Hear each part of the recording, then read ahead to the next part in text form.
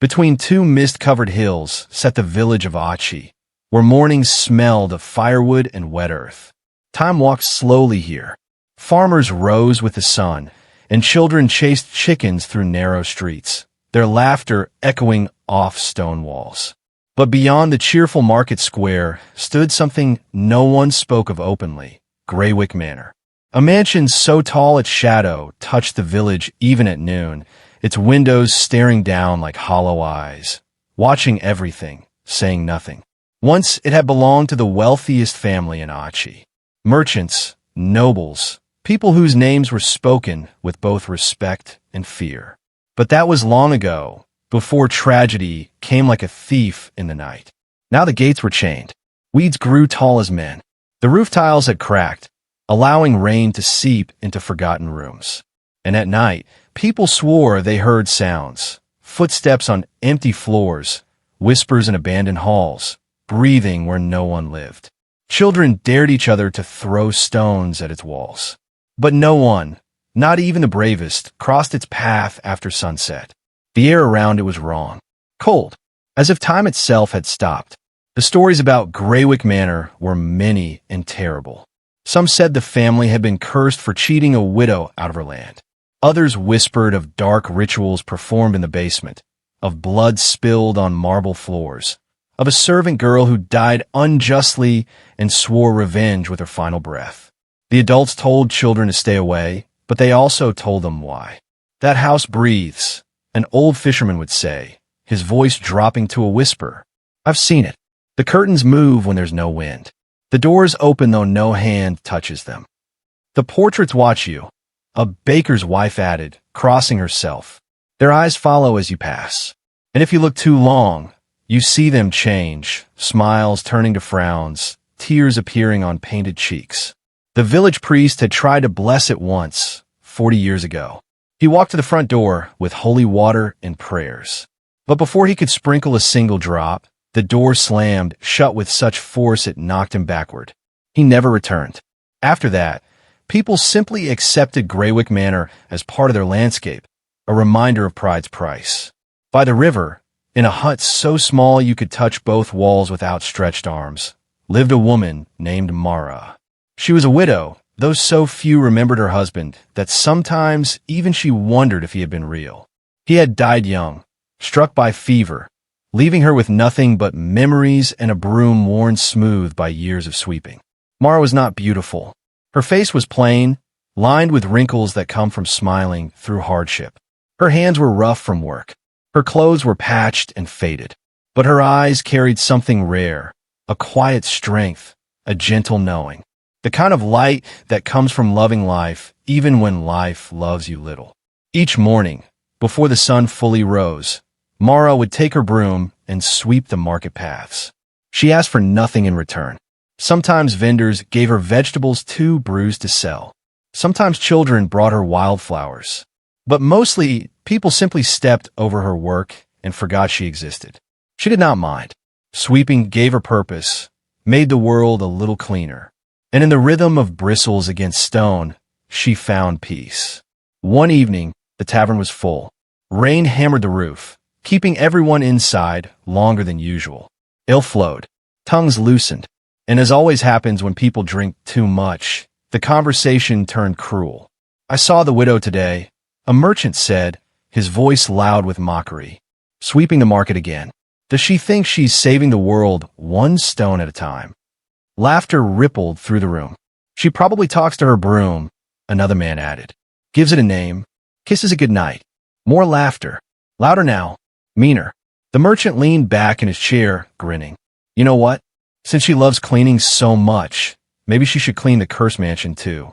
See if her broom can sweep away ghosts." The tavern erupted. Men slapped tables. Women giggled behind their hands. Someone shouted, maybe the ghost would scare some sense into her. But at the back of the room, near the fire, Mara sat quietly with a cup of weak tea. She had come to warm herself before the long walk home.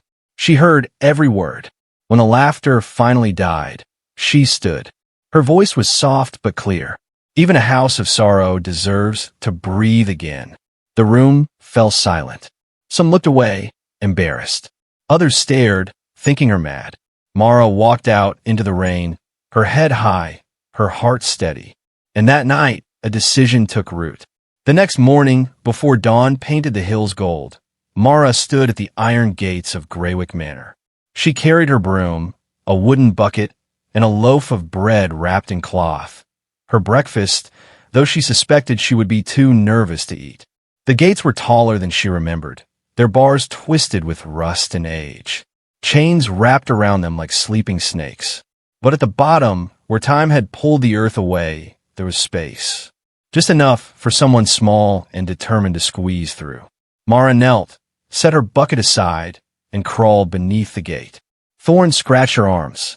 Mud stained her dress. But she made it through. On the other side, she stood and looked up at the mansion properly for the first time in her life. It was massive.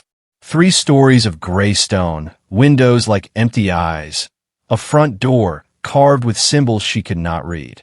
Ivy crawled up the walls, thick and wild, as if trying to pull the building back into the earth. The air smelled of mildew and something older, forgotten perfume, maybe, or the faint ghost of cooking fires long extinguished. Mara's heart hammered. Her hand shook, but she lifted her broom and whispered to herself, to the house, to whatever might be listening.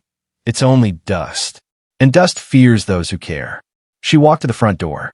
It opened before she touched it, groaning on ancient hinges. Inside, darkness waited. The entrance hall was vast. Dust floated in beams of gray light that struggled through cracked windows. Cobwebs draped from a chandelier like ghostly curtains. The floor was marble once, but now was buried under years of dirt and dead, leaves blown in through broken panes. And on the walls, portraits, dozens of them. They hung in heavy gold frames, faces staring out from centuries past. Men in dark suits, women in elegant gowns, children with serious expressions, too old for their young faces. But their eyes were dull, lifeless. Not painted that way, Mara thought, but somehow emptied, as if whatever light had once lived in those faces had been drained away, leaving only sorrow behind. Mara felt their gaze follow her as she moved through the hall, not with menace, but with something sadder. Loneliness, longing. She stopped before the first portrait, a man with a thick beard and kind wrinkles around his eyes. She bowed her head slightly. "You were loved once," she said softly. "I can see it in your face." No answer came. Of course not. But saying it felt right. She moved to the next. A woman holding a book. "You were wise, I think." And the next. A boy with a wooden horse. "You were full of dreams." One by one, she greeted them, her voice steady, her broom resting against her shoulder. And she began to sweep. The work was hard. Dust rose in clouds, making her cough. The floors were slick with grime that had hardened like stone. But Mara scrubbed and swept, her hands moving with practiced rhythm. Hours passed. The sun climbed higher, sending light deeper into the hall. Slowly, painfully, the floor began to show through. White marble with veins of gray, like rivers frozen in stone. As she worked near the windows, dusting the velvet curtains that had turned brown with age, she felt it. A sigh, not from the wind. The air was still, not from her own breath. This came from somewhere else, somewhere close. Mara froze, her cloth suspended mid-wipe. Her heart raced. She turned slowly, scanning the empty hall. Nothing, just portraits and dust and silence. But then, softly, barely audible, a whisper. Not words, just sound, like someone breathing after holding their breath for too long. "You've been alone too long," Mara said, her voice trembling but kind. "Haven't you?" The curtain beside her shifted. Not dramatically, just a gentle ripple, as if an invisible hand had brushed against it. Mara's breath caught. She should run. She should flee this place and never return. But instead, she reached out and touched the curtain, smoothing it gently. "I'll come back tomorrow," she whispered. "I promise." Behind her, in the gathering shadows, something that was not quite wind seemed to settle. Peacefully, days turned into weeks.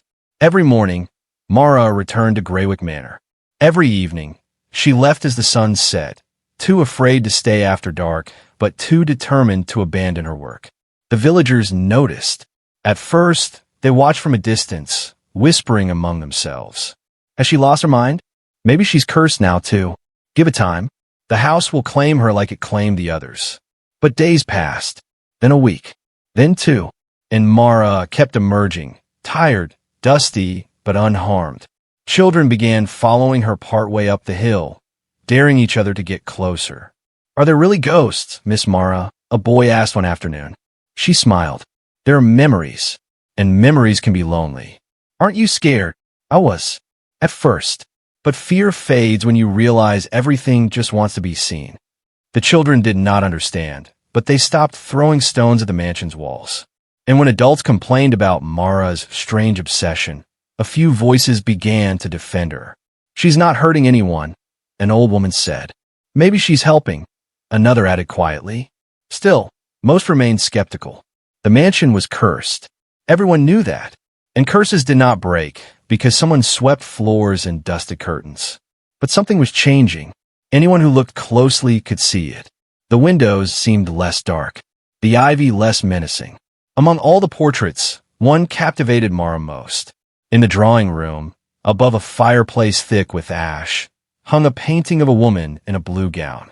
She stood beside a window, holding a white lily, her face turned slightly away as if looking at something beyond the frame. Her expression was heartbreaking, beautiful but unbearably sad. Her eyes seemed to hold oceans of grief. Her lips, though painted in a soft line, looked as if they had forgotten how to smile. Every day, Mara stopped before this portrait. She would dust the frame carefully, then step back and simply look. You were loved, Mara said one morning. I can feel it. Someone painted you with such care, such detail. They saw you, truly saw you. The painted woman stared past her, lost in whatever sorrow the artist had captured. You'll be loved again, Mara whispered. I promise. It was a strange thing to say to a painting, but Mara meant it. She felt it deep in her bones. This woman, whoever she had been, deserved to be remembered with kindness, not fear. As she turned to continue cleaning, something in the room shifted. Not visibly, but the air felt different, warmer. One morning, Mara arrived with her bucket and broom to find something impossible. In the center hallway, on a small table she had cleaned the week before, a candle stood burning. Its flame danced gently, casting warm light on the walls. Mara's hand shook. She had not lit it. She never brought candles. She worked only during daylight, leaving before dusk. She approached slowly, studying the candle. It was old, the wax yellowed and cracked, but the flame burned steady and bright. She reached out, felt the heat on her palm. Real, completely real. Who lit this? She whispered to the empty hall. No answer, only the soft crackle of the flame. Mara left it burning while she worked, glancing at it often. It should have melted down. Hours passed, but when she finished for the day and prepared to leave, the candle looked exactly the same, its wax untouched, its flame unwavering. Strange, she murmured, as if someone watched over it. She blew it out gently before leaving, whispering a quiet thank you to whoever, or whatever, had left it for her. The next morning, when she returned, the candle was lit again. On a misty afternoon, as Mara swept the front steps, a figure appeared on the road below, a traveler in a dark cloak, his face hidden beneath a wide hood. He stopped at the gates and looked up at the mansion for a long time. Then he began to climb the hill. Mara paused, gripping her broom tighter. Visitors were rare, and something about this man felt different. Not dangerous, exactly, but otherworldly, as if he existed slightly outside the normal flow of time. He stopped a few paces away and lowered his hood. His face was neither young nor old, his eyes a strange shade of gray that seemed to shift like storm clouds. You are the one who cleans this place, he said. Not a question, a statement. Yes, Mara replied carefully. Few would dare. Fewer still would care. Everything deserves care.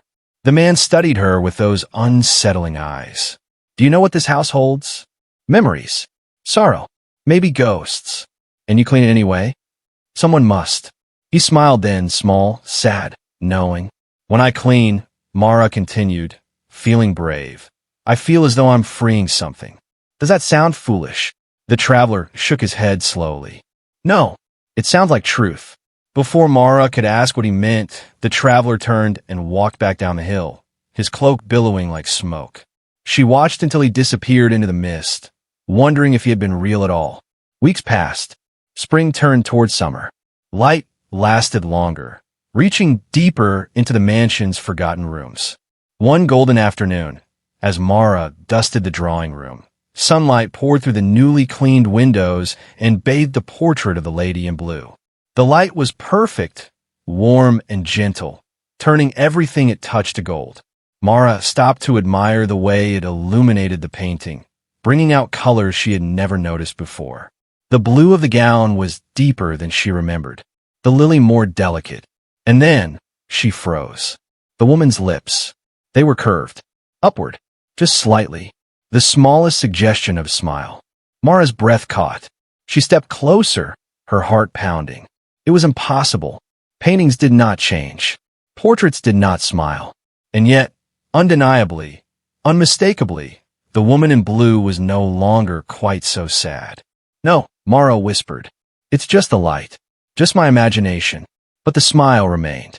Soft, real, grateful. Warmth flooded the room, not from the sun, but from something else, something alive. The air itself seemed to hum with contentment, as if the house had been holding its breath for a century and finally, could exhale. Mara sank onto a dusty chair, tears streaming down her face.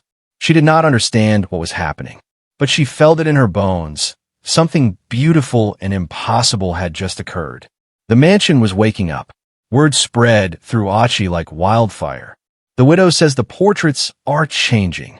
Ghosts are rewarding her. There must be treasure in that mansion. People who had never given Mara a second glance suddenly wanted to hear her stories. But Mara, sensing the shift from curiosity to greed, said little. The house is healing, was all she would say. That's all. But healing was not what people wanted to hear. They wanted gold, jewels, riches hidden in walls or buried beneath floorboards. The merchant who had first mocked her began watching the mansion with calculating eyes. If ghosts are happy, he muttered to his friends, they might show her where the family fortune is hidden. Others agreed. Envy crept into hearts that had once only gossiped. Plans formed in whispered conversations. Greed, like poison, began to spread. Mara felt the change, but did not know how to stop it. She tried warning them. There is no treasure, only peace I'm trying to bring. But no one listened. They saw her simple life, her patched dress, her calloused hands, and thought, she's hiding something. She's waiting until she finds it all herself. And so, as summer deepened and the mansion grew brighter, shadows gathered in the hearts of Achi's people, shadows that would soon demand their price. The cloaked traveler returned on a moonless night. Mara was leaving the mansion, exhausted from a long day's work, when she found him waiting by the gates. His presence startled her. She had not heard his approach. You've done well, he said without greeting. The house feels lighter. The portrait's less burdened. You can feel it too? Mara asked, relief flooding through her. Someone else understood. I can. But goodness stirs sleeping souls, he said, his voice grave. And when souls stir, so do the secrets they guard. There are forces in this house that have been dormant for decades. Your kindness is waking them. Mara's stomach tightened. Is that bad? Not bad, but dangerous. Because goodness attracts darkness like light attracts moths. In your village, their hearts are not as pure as yours. What do you mean? The traveler's gray eyes fixed on her. Greed awakens what should remain buried. Tell them to stay away. Tell them this house is not for them. I've tried. They don't listen. Then be careful.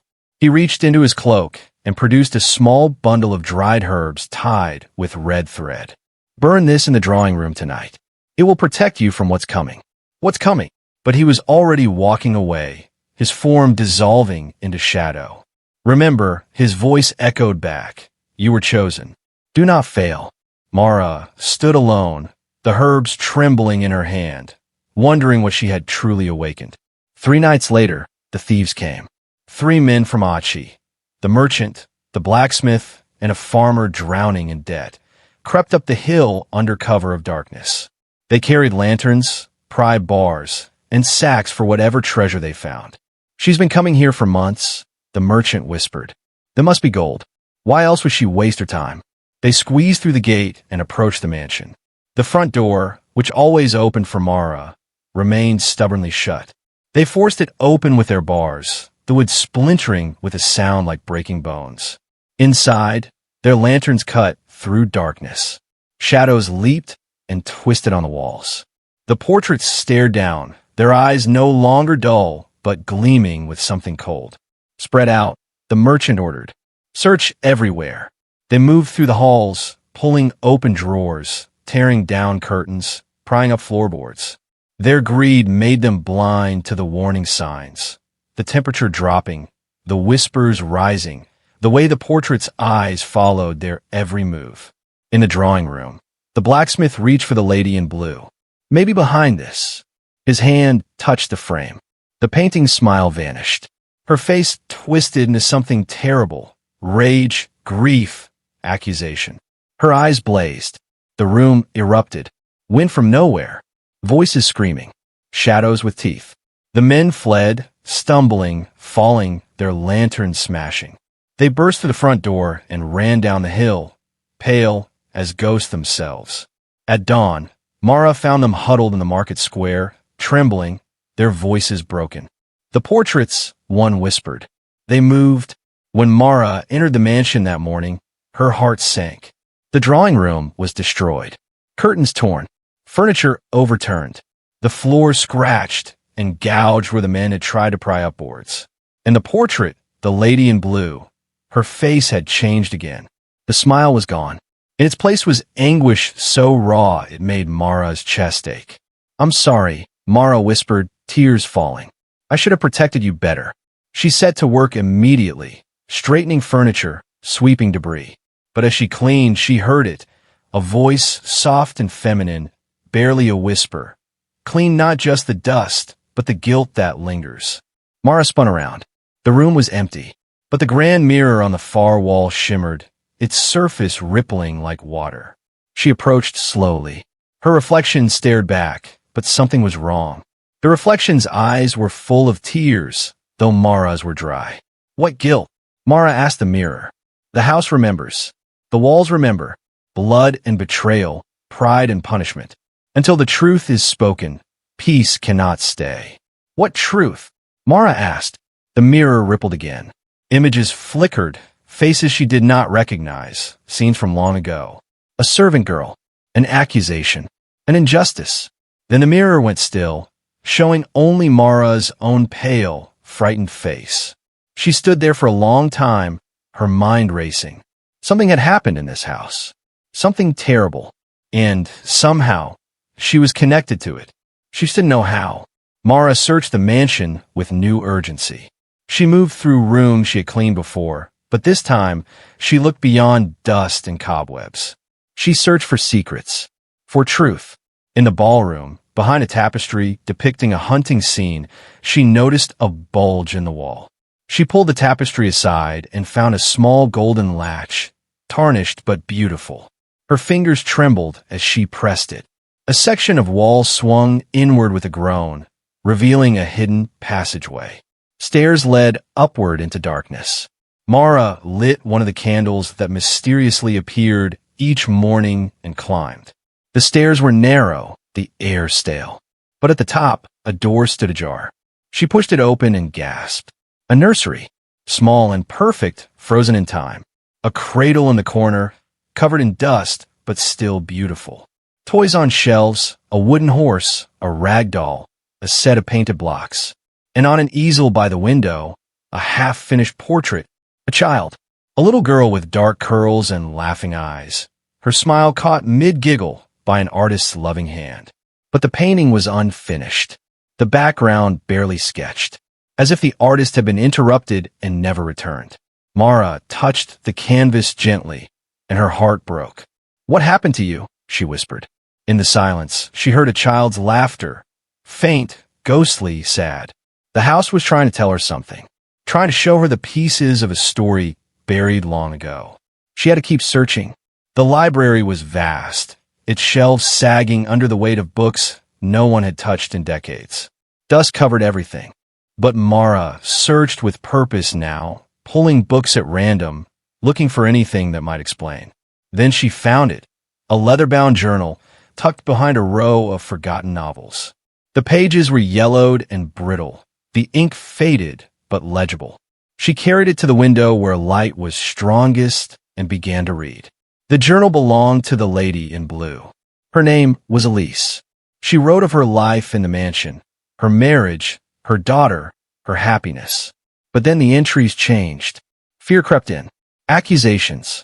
A servant girl had been blamed for stealing a family heirloom. The girl swore her innocence, but Elise's husband, proud, stubborn, refused to believe her. They cast her out today, Elise wrote. She wept and begged, but he would not listen. And I, God forgive me, I said nothing. I should have defended her. I knew she was innocent, but I was silent. The next entry was written in a shaking hand. The girl died. Cold and hunger took her before spring came.